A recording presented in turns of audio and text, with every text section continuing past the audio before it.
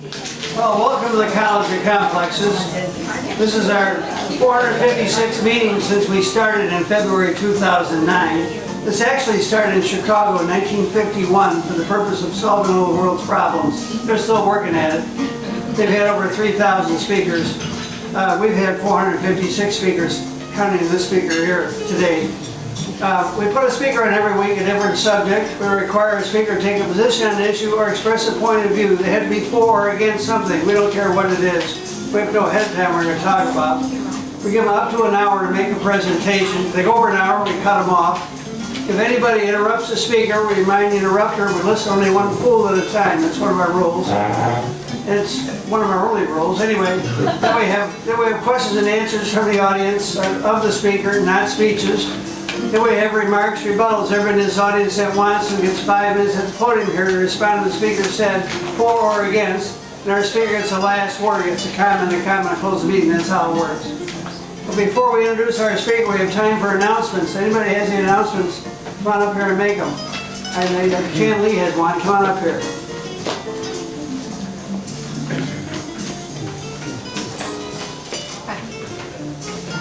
Plano Asia Fest this year is 17th year anniversary, and it will be held on May 5th, the first Saturday of May in Hager Park.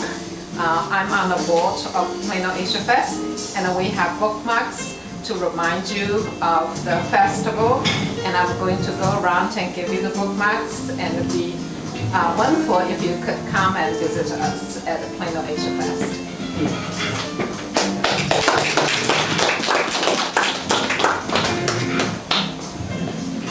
Any other announcements anybody wants to make? Now's the time. Well, I guess, anyway. Next week, Doug Binkley and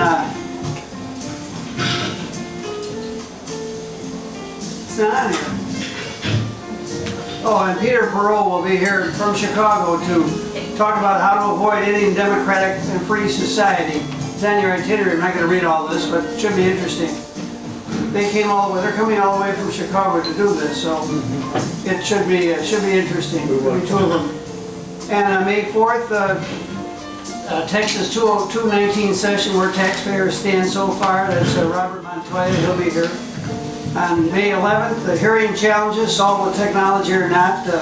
Linda Thoreau, I think it's Thoreau.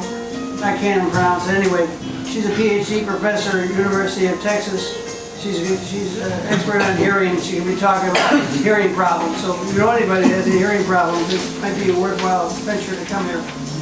On May 18th, Jan Lee, she's sitting right here. She's going to be talking about what makes us human.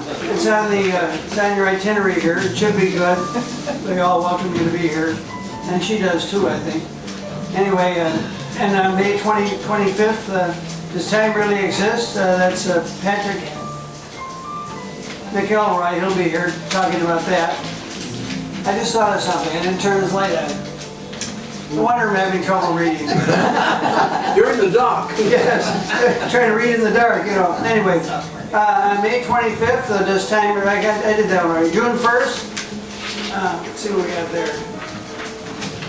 Well, June 1st is Robbie Batra. He's going to be talking about on the coming stock market crash, and he believes that. So. He's an expert on that, and it ought to be interesting. It's something you don't want to miss. What's wrong? I'm doing that anyway. And on June 8th, on American Muslim Agenda, that's Mike Gauss. He's an expert on that, and he's a Muslim, and he thinks we all should get along. And it's quite interesting. It should be good, and it's from a standpoint of a better country. Anyway, that's our itinerary for now. Our speaker tonight is Dr. Chris Boldt. He's a math professor, emeritus. He's going to talk about on psychic phenomena research and discuss how evidence exists which aids in confronting the existence of mental telepathy, genetic transference, intentional longevity, placebos, and premonitions. Chris argues that this evidence is conclusive. So without further ado, please give a very, very warm welcome to Chris Boldt. I've got mine. All right. Well, for a screen test tonight, I used this little frame here, and I thought it was so funny when I saw it. There were some high school students, and they let 3 goats loose in the high school. And on the first 2, they put a 1 on each side of the goat. On the second one, they put a 2. And on the third goat, they put a 4 on each side. And so the administrators chased down 3 of them and spent the rest of the day trying to find the 4th.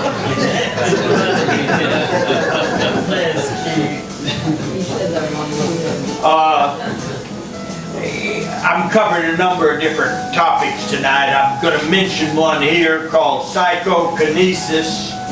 And that's movement of physical objects by the mind without the use of physical means. If you believe in that, I'm asking you now, raise my hand. Okay, which one is doing this to me? Which one of you is doing this to me? My motivation for doing this was an introduction that I used in a statistics course that I taught in college and universities. And it was a book called Statistics, A Guide to the Unknown that was sponsored by the joint curriculum in statistics and probability of the American Statistical Association and National Council of Teachers of Mathematics. And a number of the topics or items that I cover tonight were pulled out of that book. It was really good, and I felt it was great for getting students interested in statistics. My goals here are to present source documentation with everything I enter, report primarily on research, factual reports, and anecdotal reports, not testimonials, and report only on studies that were from highly credible and well-known academic institutions and publications. Now, as I found out, here are a number of the institutions that are involved in psychic research. And you can see there's quite a bit of that going on, and it's going on at some highly reputable universities. Now, if I will kind of go fast tonight, if you'll pardon me, because I've got 89 frames. So, but if you need me to stop and explain something, don't hesitate. Here's a definition of what we call psychic phenomena. They're just events that appear to contradict and or complement physical laws and suggest the possibility of causation by mental and or genetic processes. I think some of those genetic processes are going to blow your mind. They did mine, and there's no doubt about them. I mean, they factually checked them out. Of the items that I cover, I'm going to try to define each of them as I get into them. The first one is extrasensory perception, and very simply, it's the ability to acquire and or send information without using the known senses such as sight, hearing, smell, feel, and taste. Einstein made the comment on ESP, extrasensory perception. He said, from a physicist's point of view, we have no right to rule out a priority based on logic, the possibility of mental telepathy. I've used him before here. In fact, one night I told people I had Einstein's proof of E equals MC squared, and the group there asked me to show it. So we stayed a little later. I think they had to chase us out of where we were going at that time. There's an example in the New Testament where there was a claim that some young lady had the ability to predict the future, And supposedly the Apostle Paul eliminated the spirit by commanding it to come out, and as a result, he was beaten and placed in jail. The owners of the young lady or managers were making money on it. Now, here's some background on public opinion. If you're wondering what is the general public thinking about psychic phenomena, in 2005, a Gallup poll said that 75%, 3 in 4 people in America believe in paranormal of at least one type. In June 1990 Gallup poll, it was found that 49% of respondents believed in ESP, extrasensory perception, we just defined. The second basic definition is mental telepathy. It's the ability to send and or receive thoughts, feelings, and or intentions of others through ESP. Now, ESP in public opinion, in a Gallup and Newport poll conducted in 1991, it was found that 25% of respondents claimed to have had a personal experience involving mental telepathy. In another poll on the same subject, conducted by the Chicago National Opinion Research Center in 1987, 67% of respondents claimed to have experienced ESP. The next basic definition, and this is the one that the examples I give you later, it absolutely blows my mind. Genetic transference involves the transmission of taste, abilities, insights, and or technical knowledge and the ability through the DNA. In other words, what we inherit. And other transmission phenomena in the procreative process. I'll have some examples tonight that will really just blow your mind about that, I think. And there were studies done, one of the most impressive was done at UCLA. Basic definition number 4, intentional longevity is the ability to influence one's own lifespan through mental intention. And I've got some examples on that, very personal examples that blow your mind, I think.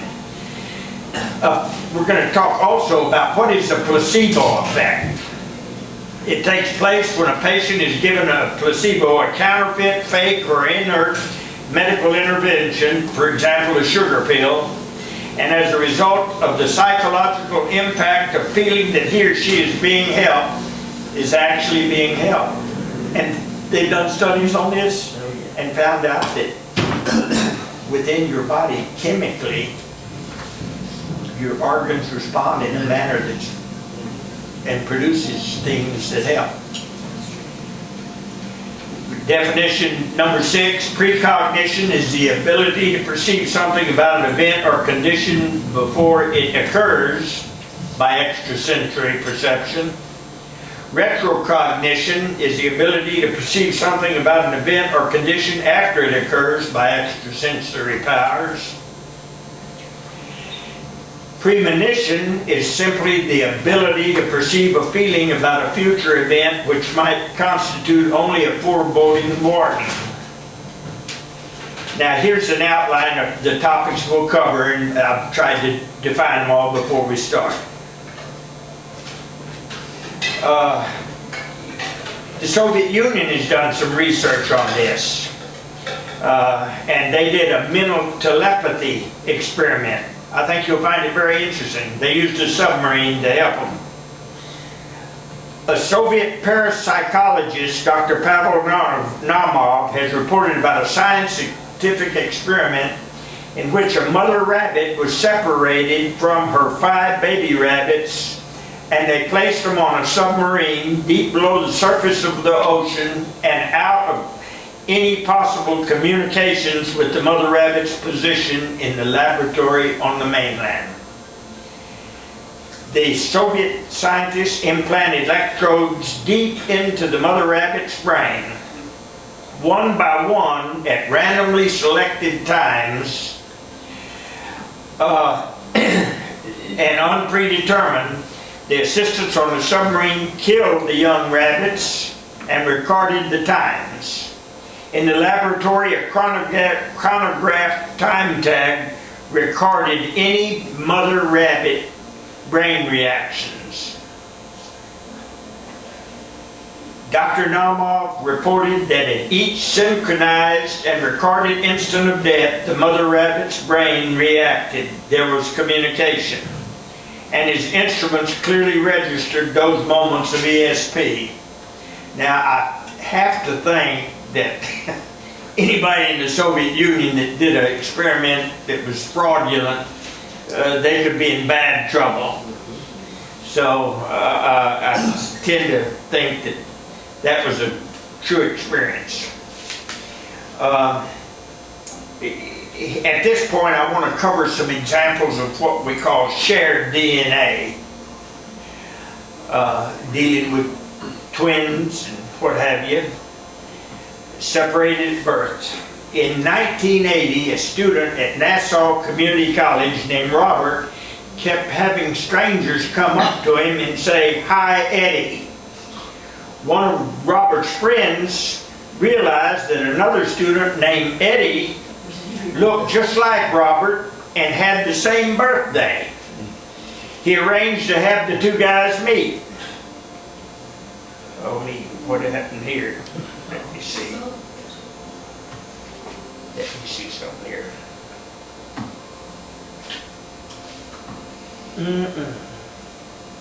That's my computer. Let me see if I've got the power to it, if I touch something that... Although it's got the power. It's got the power. Let me see. Like this. Yeah, it's doing okay. That's okay. So it's evidently within my...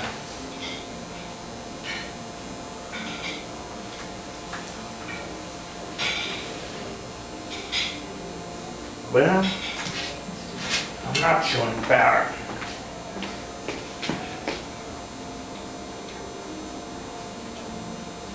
Well, I've got it, This is an angle here. and that shows that it's supposed to be getting power. Here it's not on. Is this hooking anything? Yes. Okay, it goes to the other, this goes to the other side. Well, somehow or other, Somebody moved it. yeah. It was up there when someone was up there, we were looking at it, it was up there earlier. Someone connected it. Yes. We Just had a psychic experience there. Oh, we know. Yeah, that's Something wasn't plugged in. Computer just had a psychic.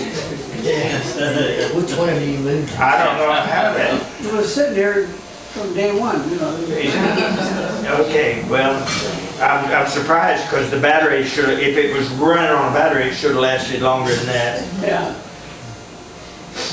All this electronic stuff, man, I'm always afraid one switch here or there and yeah, I'm in deep, you know what. Yeah, me too. Well, we should be coming on shortly, Be but careful, you're pushing against us now.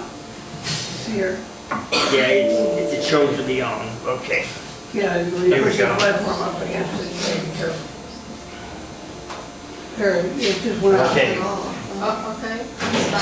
There, look behind you. Yeah, I can see it on this, I can see the I think screen. what happened is you push this podium up against this thing here. Okay, we're not, That's what happened. okay, you see here.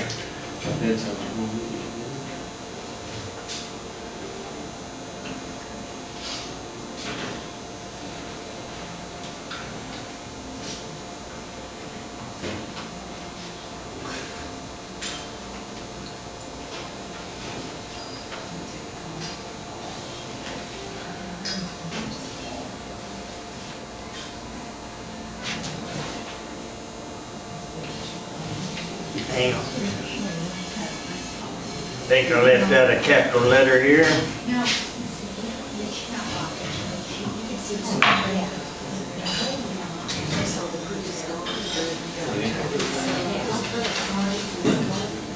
I have to go back now.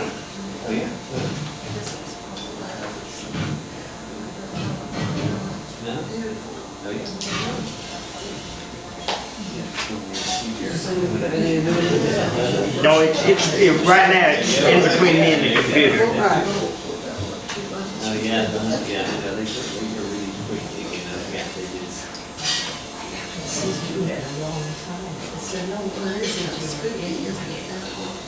Yeah. This is so much data, that is such issues on the phone, spooky. Yeah, what's really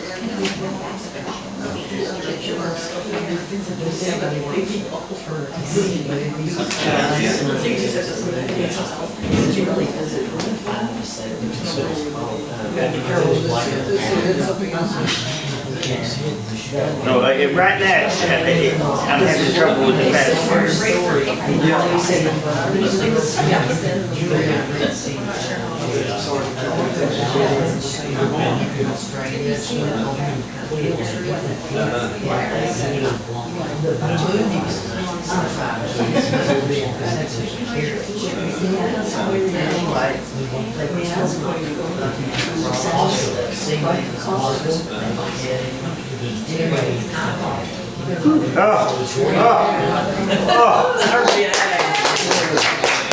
I'm lucky because it picked up where I left off. Quite often that doesn't happen. Okay, upon meeting, the two boys discovered they laughed alike, talked alike, had identical birthmarks, had identical IQs, had lost virginity at age 12, and were born on the same day. Now, they also discovered that they had both been adopted and from the same agency. Seeing a picture of the two in the paper, a third look-alike got in touch with the two. When hospital records were checked, they discovered all three had the same mother, were identical triplets, and were born within 27 minutes of each other. And that none of the adoptive parents had known when they adopted them out. They didn't tell them, hey, this is one of three triplets. And so it was kind of an odd situation. After all three got together, they discovered that they all smoked Marlboros. If we wonder about how powerful DNA is, smoked too much, favored Italian food, liked older women, played guitars, and they all combed their hair the same way. That is interesting.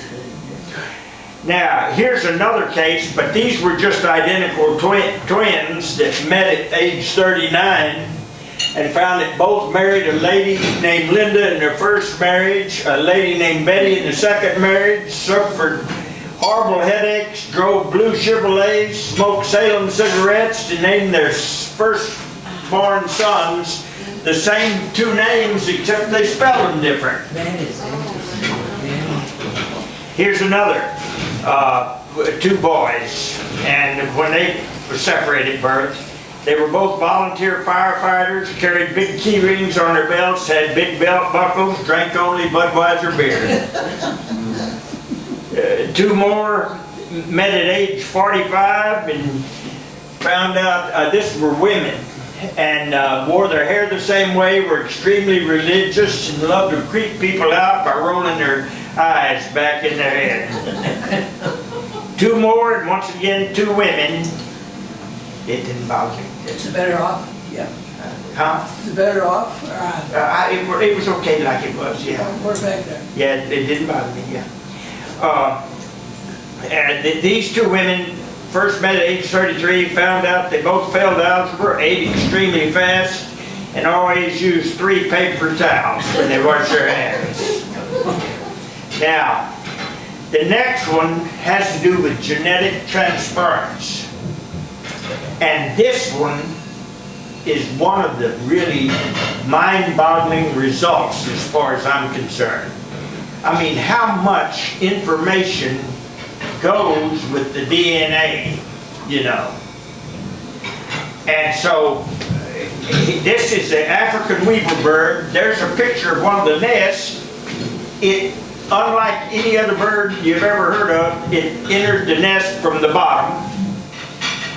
This was 3 sources for this: the Columbia Encyclopedia, University of California at Los Angeles, and Wildlife Pictures Online, where I got pictures of the thing. And in this case, one species of this African weaver bird is named for its highly complex and uniquely different woven nest, which are entered from the bottom, unlike any others.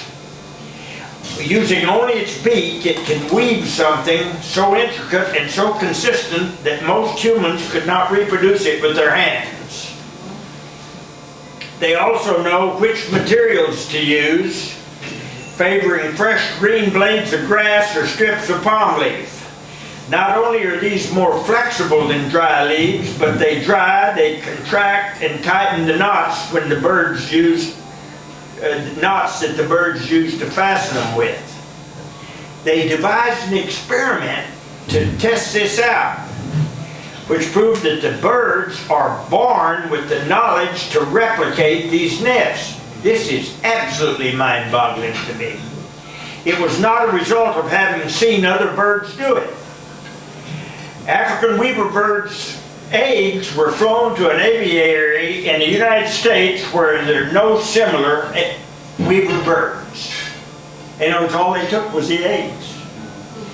Upon hatching and maturing, the birds made exact duplicates of those complicated looking nests we just looked at, and that their breed had historically built in Africa and to the exact specifications.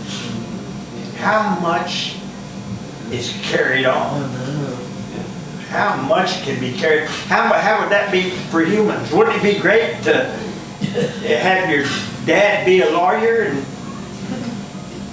automatically know everything you need to be a lawyer or whatever, a doctor, whatever? The young birds were all hatched in an outdoor aviary on the campus of UCLA. It was 16 by 30 feet by 16 feet. Said the information involved in developing a weaver bird's nest included at a minimum the geometric configuration, the material selections, the construction technique, and a preconceived purpose. You know, I always wondered how birds, when they like get together, they know to start building a nest before the eggs come.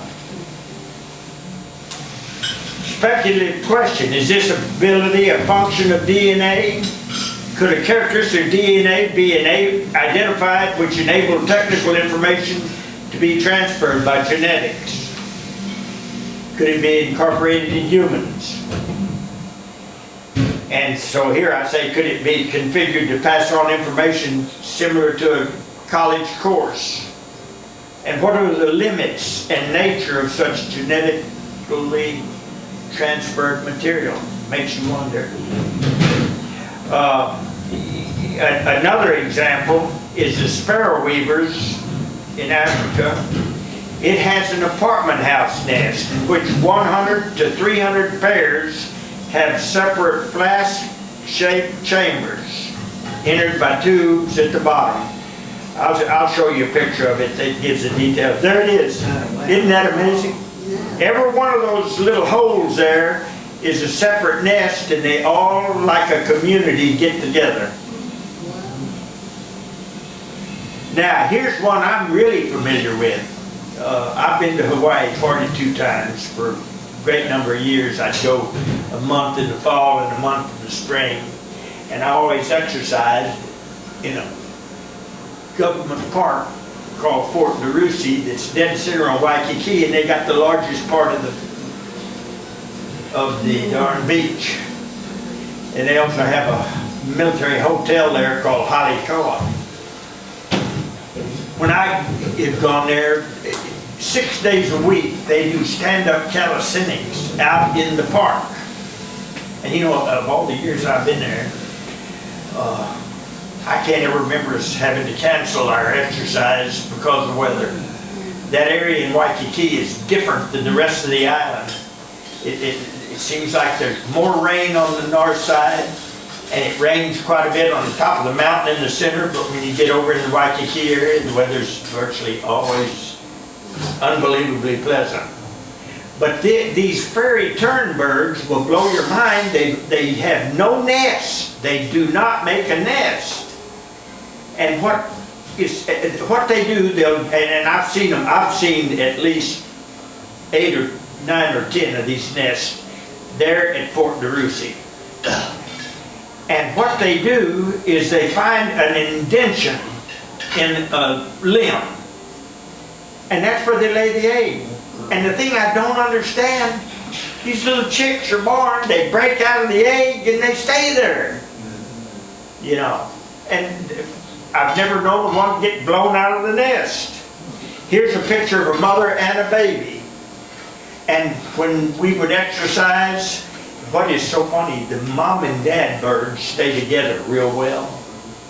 And they'll take care of the baby, but then once or twice a day they go up and get their exercise and they fly around just beautifully above the park there. And here's the question, how do the fairy tern chicks know to stay in place on the limb when the mother's gone? It's mind-boggling.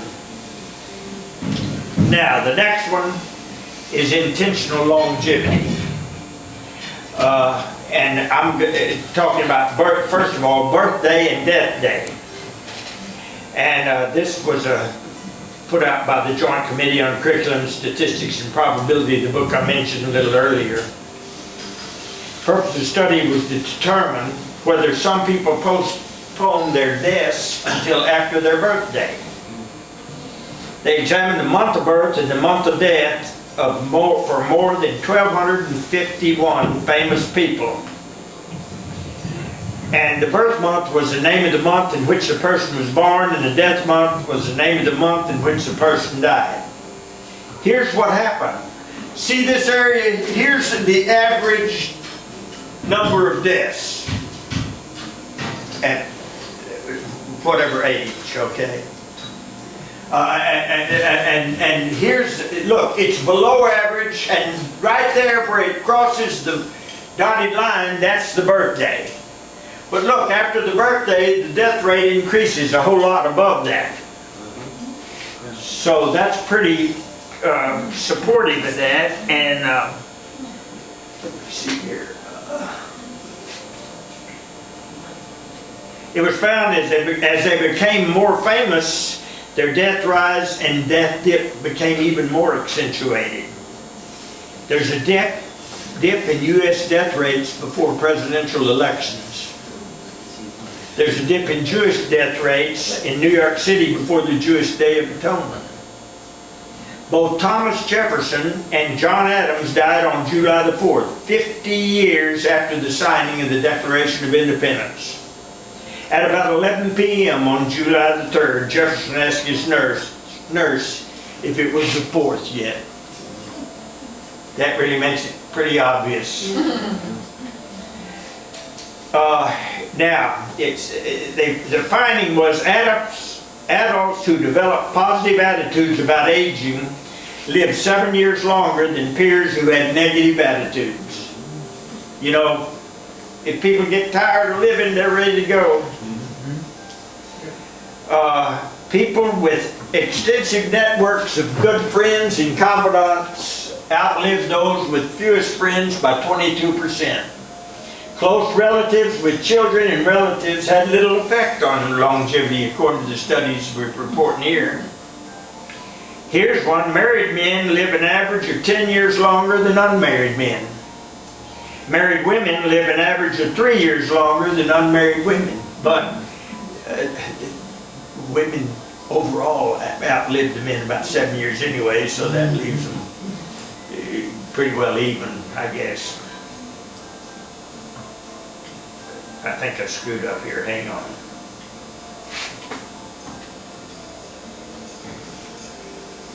I've got to read this small print.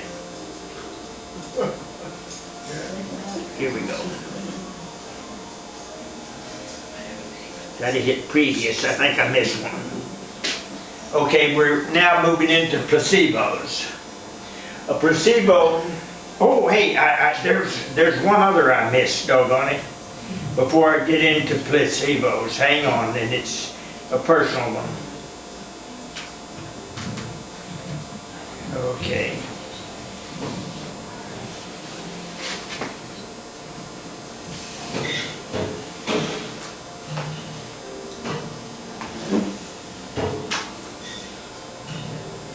That was the last one. Okay. Well, I guess I missed it. Let me see. That was, well, anyway, I'll just tell you. This is a personal experience. In 1989, my grandmother lived in San Antonio. I was very close to her. Well, I was raised in the south side of San Antonio, and at that time you could have a cow out in the chicken pen in your backyard. At least they did. With a horseshoe driveway. My granddad was an old cattleman. Had a third grade education, and my grandmother had a high school education. She did his book works for him. And in spite of that, he accumulated more than, with a third grade education, than anybody in my family before or after. He had all the land and plenty of money, and everything was paid for. And but at any rate, my grandmother was going to be 92 within a few days. And I lived in Mesquite at the time.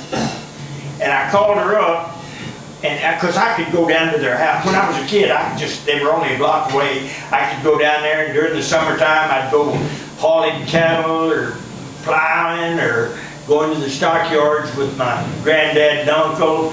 So I could turn off whichever world I wanted, like with having a switch.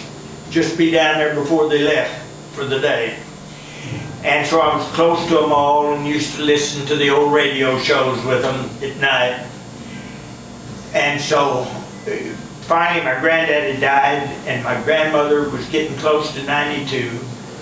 And she'd been a little bit sickly, but I called her up on a Saturday night and talked with her for about 30 minutes. I've got the recording. I have the recording still today. I recorded the entire conversation, and she never knew it. But at any rate, one of the things she told me, now I'm sure you'd never guess that my nickname amongst my family was Bubba.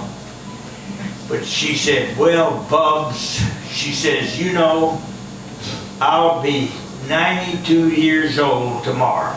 And that's one of the reasons I called her. It was close to her birthday. She said, I'll be 92 years old tomorrow. If you're not old enough to die at 92, then you're just not old enough. And she was never one to try to get somebody to pity her. I mean, she just had, that was her sense of humor. 3 days later, she's gone. And then it turned out that that was in 89. Let me get my years right here. No, that was in 79, I believe. But then in 89, my mother died at 1:14 a.m. in the morning, which was her birthday. So I kind of think that, you know, people live to a certain extent about as long as they want to.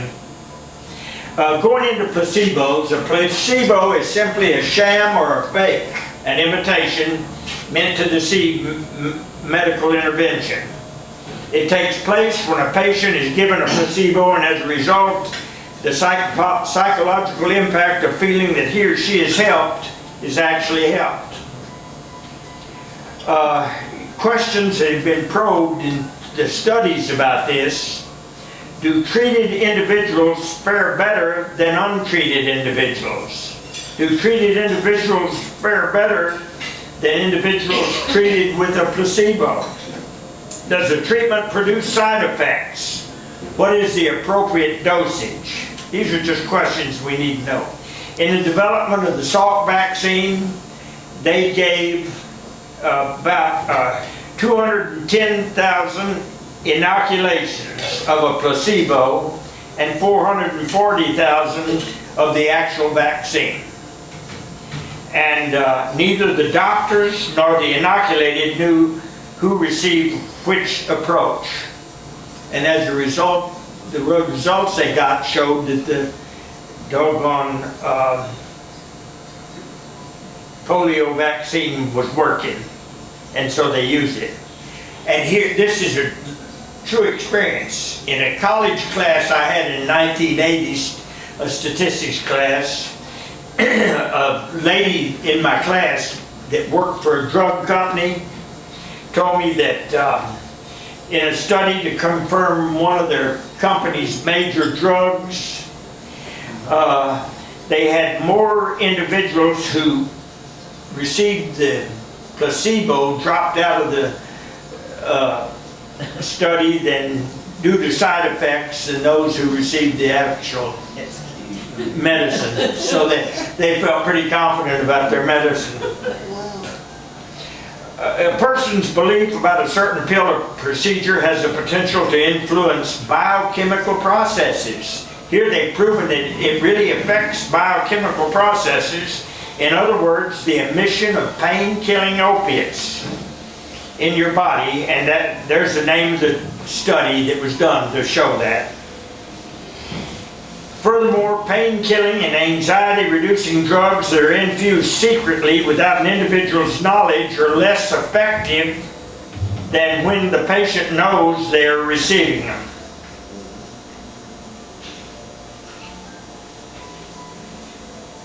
In other words, if they don't know they've had to help, they're not as effective. So the idea of if you think something's working, it's got a better chance of working. In one study, the effective response to a placebo increased from 44% to 62% when the doctor gave them with warmth, attention, and confidence. Another study said that the placebo effect disappears if the patient is told that their expectations are unrealistic or that the placebo intervention is ineffective. So it's a lot of attitude. In Parkinson's disease, placebo relief is associated with the release of dopamine in the brain. So that's helpful to them. Placebos reducing depression affect many of the same areas that are affected by antidepressants. So knowing that or thinking you got help turns on your body to help you out. They can also cause side effects associated with real treatment. In 2004, the British Medical Journal of Physicians in Israel found that 60% used placebos in their medical practice, most commonly to fend off requests for unjustified medications or to calm a patient. Now, they didn't use it 60% of the time, but 60% of it did that when they felt it was necessary or helpful. Another study, about 25% of physicians in combined Danish and Israeli studies used placebos to determine if a patient's symptoms were real or if the patient was malingering. A guy named Henry K. Beecher in a paper in 1955 suggested that placebo effects work in about 35% of the people. That's pretty heavy for, that's being optimistic about having help. A meta-analysis in 1998 found that 75% of the effectiveness of antidepressant medication is due to the placebo effect rather than the treatment itself. Now, there's also something called a nocebo response, and it's the inhibition of therapeutic effects resulting from negative attitudes when it can work against you. A meta-analysis in 1998 found that 75% of the effectiveness of antidepressant medication is due to the placebo effect rather than the treatment itself. The nocebo response is the inhibition of therapeutic effects resulting from negative attitudes or disbelief toward a particular treatment. That can hurt you bad, just thinking it won't work.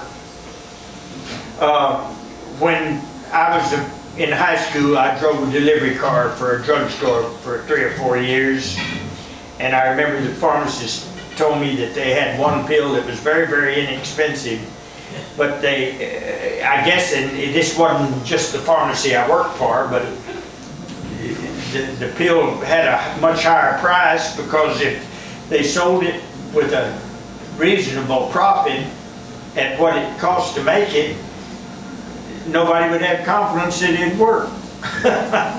So they were charging more. Now, here's a deal about the Titanic and some of the people that were on the Titanic. First of all, of the survivors, notice the children in first and second class, 100% were saved. Women in first class, 97% were saved. Women of the crew, 87% were saved. Women in second class, 86% were saved. Women third class, down to 46%. And children third class, that was up, only 34% of those were saved. I don't know if that was the location on the ship or what, as to why it happened. But anyway, you can finally see that men in second class were down to about 8%. Only 8% survived. Men in third class outdid them. They got about 16%. And the crew, about 22%. The Titanic departed Anchorage on April 11, 1912 with 2,228 aboard, 1,320 passengers and 908 crewmen. They had canceled bookings for more than 50 passengers that had been authenticated. Don't you know they were happy they missed that cruise? And finally it said 6,908 potential passengers claimed to have barely missed it. 4,965 of the 6,908 had engaged passage but canceled their reservations before the ship sailed. Of the 4,965, 899 claimed to have premonitions of disaster. 18 people did not use the tickets they had purchased aboard the Titanics. They had paid for them and didn't use them. Now here's one about a tsunami. And it involves animals. It was in India. But, oh, okay, I've got to go back again. Hang on.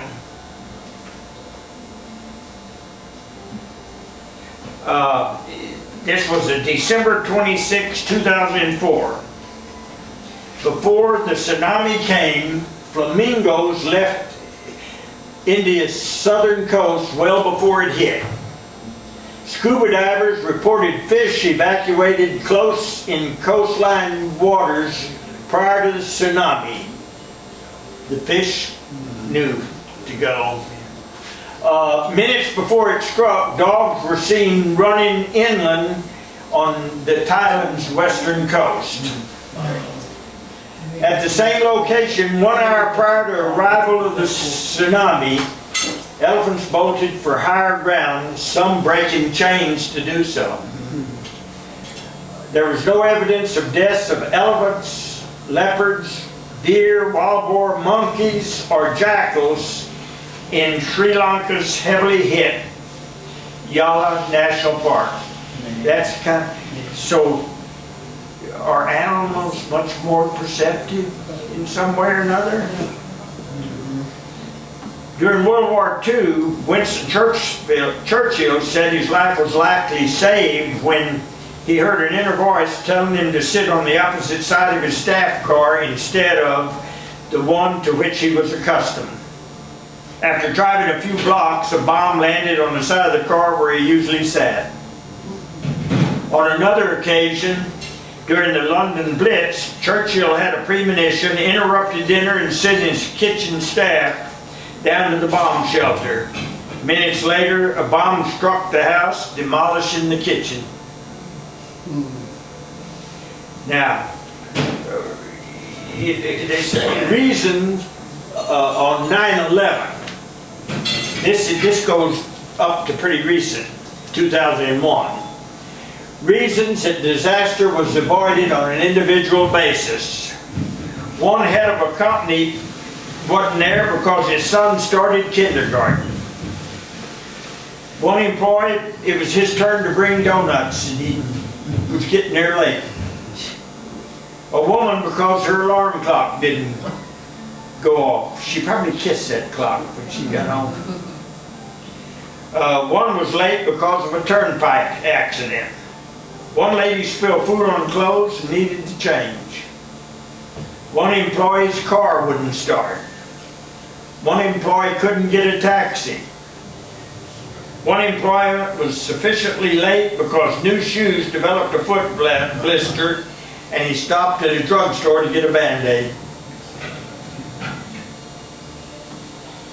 Finally, I got two questions for you. Have you ever wondered why do psychics have to ask you what your name is? Why do you never see the headline, "Psychic wins lottery"? We had 89 of those frames. I was worried about getting to it, but I made it much faster than I thought.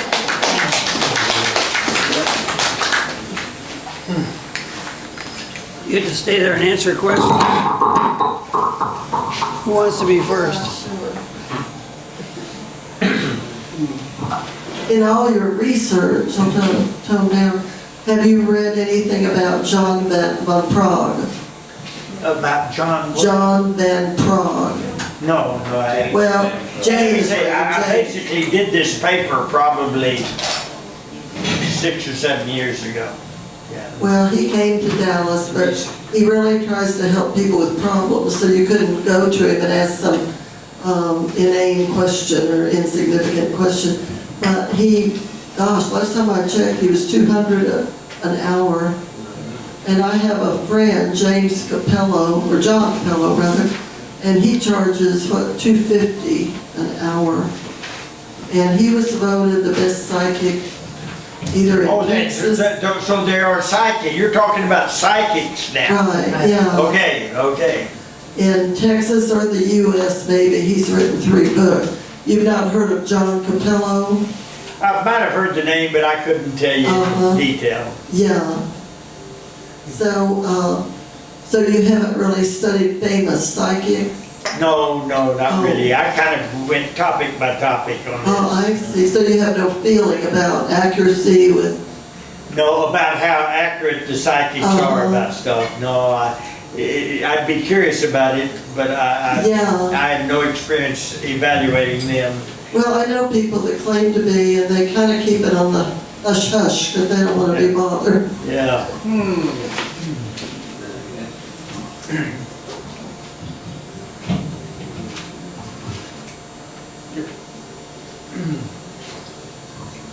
Yeah, do you know how many people predicted the end of the world has come and we're wrong?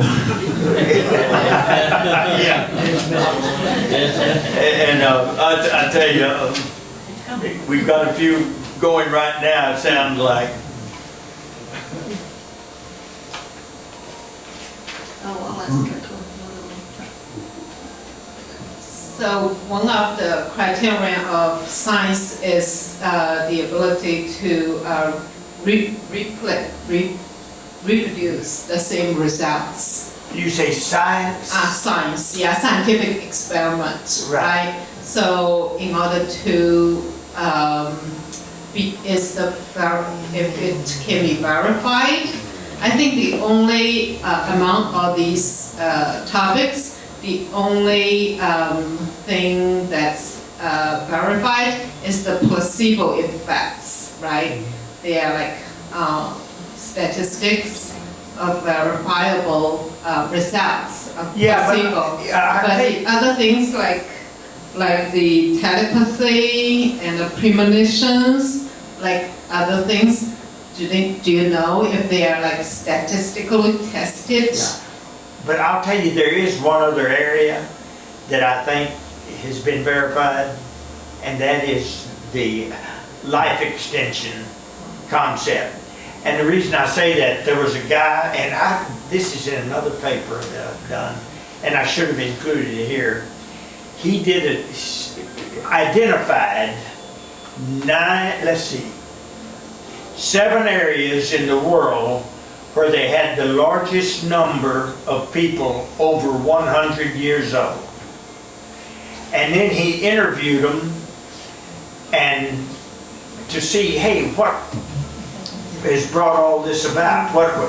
And he came up with 9 conclusions about lifestyle and doing things, you know. And one of them, quite a few people would like. One of his conclusions was that it would be healthy for a woman each evening to have 1 glass of wine, and for a man to have 2 glasses. But he also found out that he did 167, he interviewed 167 people over 100 years old, and only 5 were not reasonably involved in religious activities. They were in some religion. So how about the other areas like telepathy, genetic transference? Are there any hard science data? Well, you know, I tell you what, a lot of the studies in statistics are all done based upon what we call levels of significance. What's the levels of And significance? level of significance is basically this. Probably the most popular level of significance is called the 0.01. 0.01. Yeah. So anything 0.01 is statistically. So anything that has less than 1 out of 100 chances to occur probably is something that is true all the time. That's their assumption. And hey, if you take any medicine, nobody's 100% sure of anything. Right, but that depends on the number, the population. If it's only 1%, you have to have like 1 million or something. Well, if yeah. you only have a 101%, it's not very conclusive. But the calculation of that 1% is based in part on the numbers in the sample. Right. So they're pretty well covered with that. People are doing statistics correctly.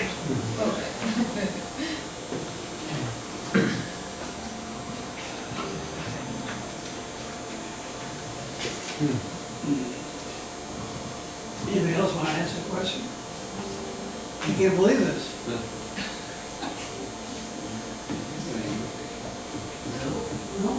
You know, I tell you what, I'm gonna just make a comment or two if I could.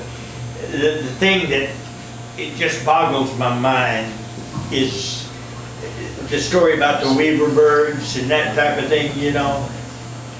And kind of associated with that, I don't know if you folks have experiences like this, but quite often I'll have a dream. And I'll be in a room like this. and everything is in its place. It's a place I've never been before in my life. But it's totally appointed, and I've never been there before, and it just boggles my mind, where is this coming from? You know, where is it coming from? So you never then locate this later? See this later in time? Is this like a I've found myself in dreams in places I've never seen before or after.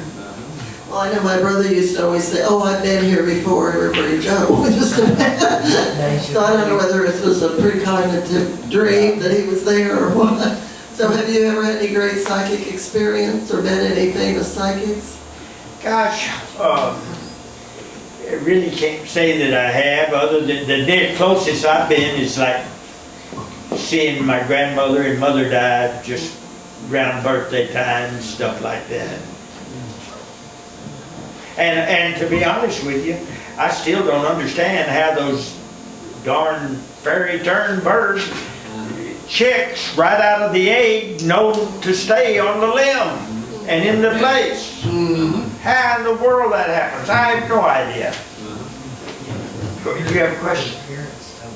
I'm just curious, have you ever read the writings of Solomon in Ecclesiastes and Proverbs in the Old Testament and the Bible about what causes a long, healthy lifespan and what causes a shortened lifespan? He gives a lot of wise advice on that in his writing. No, I'm really weak in Old Testament stuff.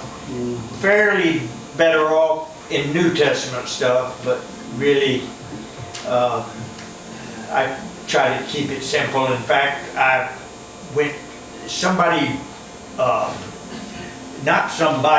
company that prints these plastic, and I'm not looking for another word, laminated summaries, printed a summary of the New Testament. And in reading it, I saw that it said that Matthew was basically a comprehensive summary of everything that Christ recommended in terms of how to live. Behavioral guidelines. So I went through that and summarized them all, and as many as I found, and I came up with 104 guidelines that Christ had in Matthew. And what I did is I printed them on one page, front and back. And you know, the amazing thing about that, and the reason why I'm impressed with Christ, just from a historical point of view, okay, just historical point of view, for over 2,000 years, he has been the singularly most influential individual in the world. Because, for instance, Christianity is even 43% larger than Israel. And so, just taken from that point of view, and taken from the point of view that as I go through all 104 of those guidelines, they pretty well summarize guidelines, how to live. And so as far as I'm concerned, I'm kind of extreme Jeffersonian. Thomas Jefferson did a red letter edition of the Bible where he included the guidelines and the parables. And I think the guidelines are all you need. So that's a simple-minded guy with a simple solution. Another question for you. Have you ever given thought to why Jesus has had the priority of the preeminence of importance for 2,000 years, and why Christianity is 43% larger than Islam? Could it be that the two leaders of the two religions were totally different? One raised the dead, healed the sick, turned water into wine, was raised from the dead 3 days after he was crucified, just like he said he would. and the other one, and cast out demons and the other guy didn't. You think that could have something to do with it? Yeah, I'll tell you what, my idea is why Christianity has had the influence it has. There are two functions that Christianity serves better than any other religion I know of. One is, it's the best code of conduct and the most thoroughgoing, those 104 guidelines. But the second one is, it is the most outstanding underlying ordering ideology. And as I said a little earlier, it might have been before we started to talk, but anyway, I did a study and I found an organization that classified all 167 countries in the world according to what extent they were democracies. When they did this analysis, the 10 that they considered totally legitimate democracies, full democracies, all averaged, the average of the 10 was 60% Christian. And if you try to think of any country in the world that's a legitimate democracy of any significant size, where it's a majority of some other religion, with the exception of Japan and India.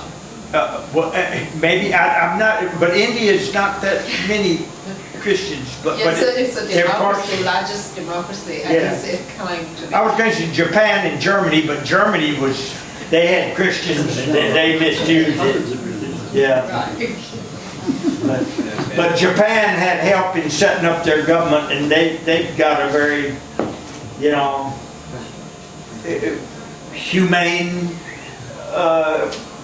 society. But you have a hard time finding any that's a legitimate democracy that's not predominantly Christian. And so I say, hey, I justify the guidelines for Christianity just based upon the fact that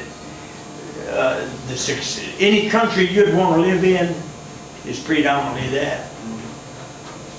And if you look at the immigration statistics for the last 2 centuries, 200 years, you know where people are heading? To the countries that are predominantly Christian and democracies. Now I will say this, I think that every race has strengths of supremacy. And let me tell you this, in terms of athletics, blacks in the NFL and NBA black men constitute about 70% of the players. They have supremacy in athletics. In terms of academics, Orientals, based upon standardized testing, college level testing, have supremacy. They outperform all of us. In terms of craftsmanship and work ethic, I think that Hispanics demonstrate supremacy in those areas. In terms of the ability to incorporate Christianity into a legitimate democracy, looking throughout the world, in terms of the original founders and the percentage of the populations, whites have done, based upon immigration statistics, have done the best job with those. And all you can just look at, see where everybody wants to move to, you understand why I say that. Go ahead. So there always have been a debate about nature and culture. From anthropological point of view, usually now the consensus is culture shapes the behavior more than nature. probably nature has something to do with some directions, but usually the cultural values shape. And the cultural individual. values you're saying they are created by They- religions usually? They create by very many complex traditions and heritages, and religion is one of them. But there are other aspects of culture, right? Yeah. So some society, and we don't really have a consensus of definition of religion. But anyway, religion is part of culture and is very important part of culture. But if in a large population, in any population, there are people who have strength in some areas, but the culture shapes how they pursue some areas of excellence. Well, yeah, and I would say this, as far as I'm concerned, what I've seen and having been in Hawaii 42 times, I think that the Orientals I've seen, and I don't know if it's primarily Japanese or not, but they have a much greater appreciation for family relationships, and they take care of the people better, I think. But that's more culture than nature. It's Okay. the cultural tradition. Okay, Actually, what is nature to you? What's the so nature is the genetics, yeah. how disposition, but in a larger population, there are always people who are good in different things, but like education has been kind of highlighted in Asian cultures, especially like China, Japan, Korea, and also India. If you look at our school systems, public schools, now there's a large Indian population, Chinese population. And it's this kind of skewed statistics, because the immigrants from those countries are more likely, their parents are highly educated and they are more driven. But population in general, if you go to the country, rural China, rural Japan, Japan is small, so it's kind of industrialized. So my background is in anthropology, so I think it's very important for us to realize, as human beings, we all have more or less same genetic makeup. In my next talk, what makes us human, and that's one of my arguments, is that we are actually more than 99.9% same. It is more kind of culture and expectations make us different. Well, yeah, I would say this. I think that my experience being around Orientals, they are more supportive of each other and less aggressive. Yeah, that's my experience.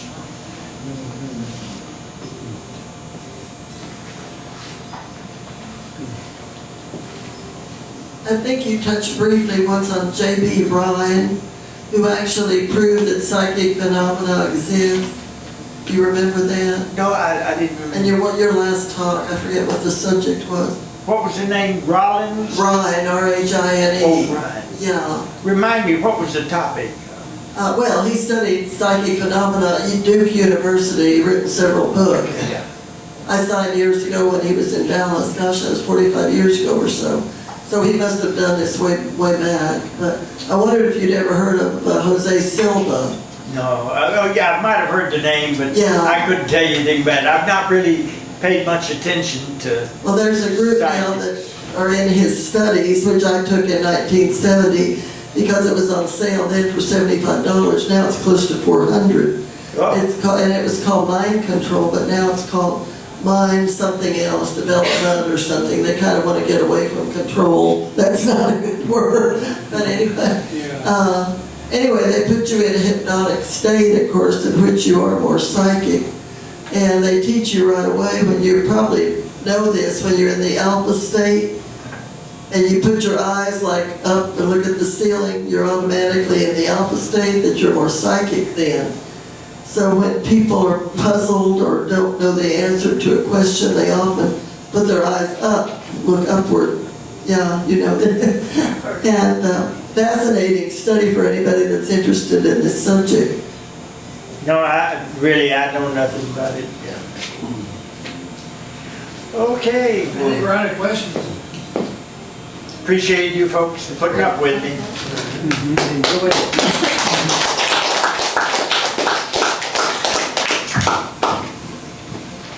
Now it's your turn to talk, so if anybody wants to, you got 5 minutes to respond to what the speaker had to say, or either for or against, and you're on. So who wants to be first?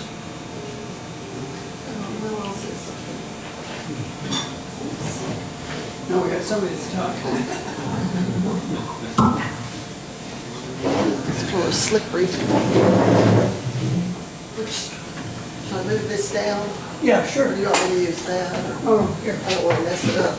Well, I personally think it's a good, is it working? It is? Personally, I think it's a good thing, and I did with my children, to help them go within and develop their intuition at an early age. And it helps you so much to identify problem areas in your life. It makes you more understanding of other people and situations that they've been in. Say some child is raised in a very poor home and doesn't have much in the way of clothing and all, and rather than being bullied or mistreated at school, you have a greater understanding if you go within and try to make your own understanding and not necessarily listen to other people. Read for yourself and figure out the facts, but be guided by, and even Christ said, the voice within, of course. But Jose Silva, remarkable, from Southwest Texas, was able, people came to him because he was a natural healer. And he proved this ability in that he could look at a rat and make it develop cancer. Isn't that amazing? He made it very ill. And then he would look at the rat, and whatever energy he directed with his mind healed the rat. So he developed quite a following. And I think it's his daughter that continues in that line, in that field. But, I've been with different people in groups, and I know I dropped something. And the fellow sitting next to me said, well, I'll just ask it where it went. So we found my lost object when nobody else could find it. But it's been so helpful. I know with my children, listening to this inner voice, and I don't know if it's a very loud voice in the head or whatever, but, and of course there's a dowsing group in Dallas too, that sort of use that same approach. And some people can douse with their body. I knew one woman, very psychic, and when she went to the grocery store and she wanted to find out if something was a good product and healthy for her body, would kind of lean forward, she said. And if it wasn't, she might lean backward. But you can take your hand, of course, and say, is sugar good for me? And of course, it goes, the fingers open up. And you could say, is broccoli good for me? And see, the finger won't open. So you can ask yourself various questions about, say, if you had an allergy to something. And I knew a woman that went into this, what is that terrible thing that happens to us, anaphylactic shock. If you were stung by a bee or various eating different kinds of food, and she didn't know what caused it, she would just suddenly faint. And I didn't tell her what she could do, but anyway, I hope she got better. But I was going to mention the Rife machine, because it's a machine that was invented by Royal Raymond Rife in the 30s. And he took it in a hospital. He figured out a vibratory level that would kill cancer cells. And he was made Man of the Year.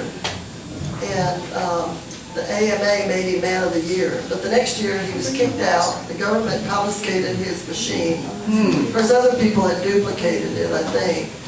And so there are all kinds of Rife machines out there now. Some are legitimate and some aren't, of course. Some are fake, and they start at about $2,000, but they actually kill cancer cells. And my second marriage was to a naturopathic doctor, and he had a couple of them, and we went to look at various different kinds. Some are made out of crystal, but of course, Raymond Rife's was made out, I'm not really sure what, I don't think it was crystal, but you can go online and read about it. But one of the settings, he has different settings on this machine, and one of the settings puts you in an alpha state, which is a state in which you are more psychic. And you could kind of communicate with yourself and ask yourself questions and maybe get answers to various, like what profession would be good for me, or I'm having a health problem, what would be good for me to eat or overcome this problem if you had a health problem, say. But reading about Royal Raymond Rife is really fascinating. And in fact, one of the little machines, you hold these rods in your hand and you can feel this electrical energy coming through it. I think there's a fellow actually at TI that sells them. They have to be recalibrated. I have one that needs to be recalibrated. Pardon me. I let people use it, and it fell off from the couch under the rug.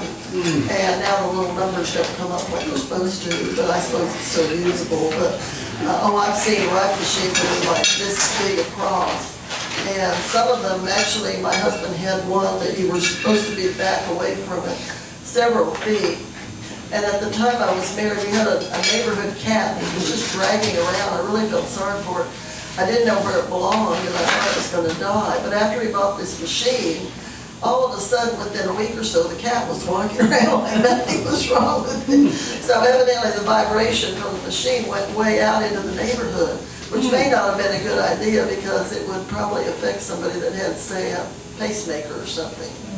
But anyway, I love to use the machine. I used it a lot.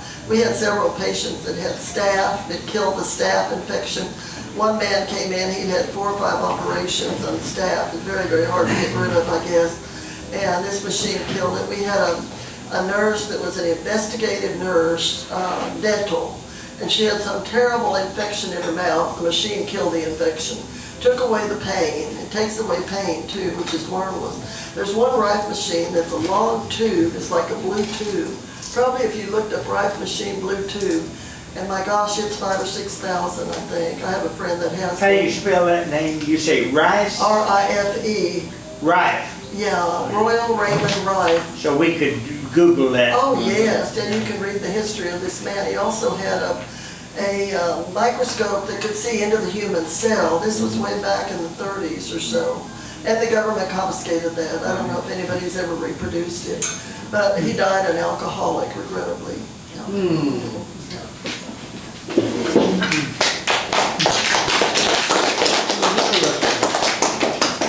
Anyone else? That's it? I can't believe it.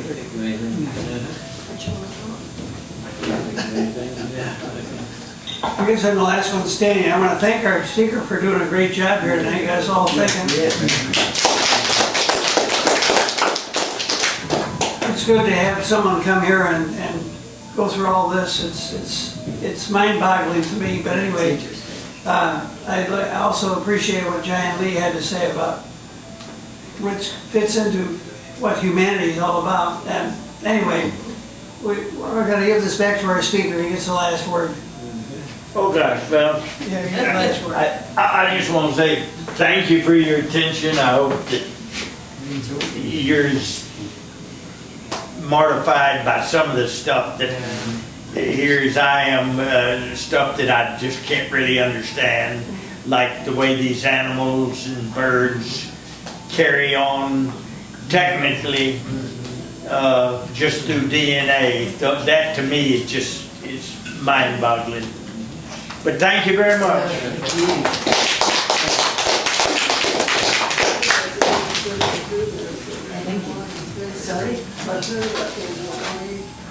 That's it for the formal meeting for tonight.